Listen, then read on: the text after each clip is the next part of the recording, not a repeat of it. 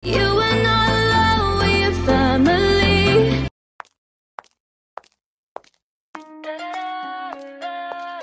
Hello guys, ito na naman kami. Masaya kasi may pa-free taste ng potato chips. At ayan na nga ang aking mga kasamahan. Namimili na sila. Pamili lang kayo ha. Hindi pa mabitawan ang potato Patingin, chips. Masarap pa pretzels. Sarap, libre.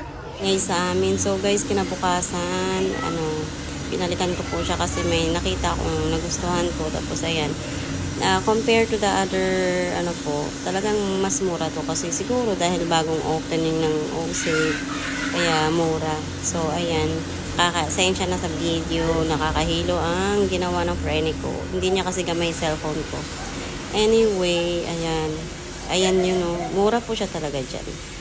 Kaya lang nga po, ayan, kanya-kanya tayo ng taste. Ayan yung product. Parang product talaga siya ng UAE. Kasi, ayan yung binibili ko. So, pinalikan ko po yan. Yung french fries niya. Ang sarap, guys. Gusto ko yung french fries niya. Kasi bumili ka sa fast food, better na to. Tapos yung coffee na yun, yung pinapakita na ate.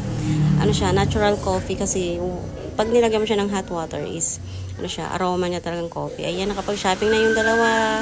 Tapos and the second day pala pupunta ako doon. So, prepare nyo po ang inyong own plastic kasi wala silang bagger. Siguro dahil bago pa. Tapos, ayun. Basta ready lang po kayo ng sarili nyong plastic. Parang self-service po kasi sila eh. Thanks for watching.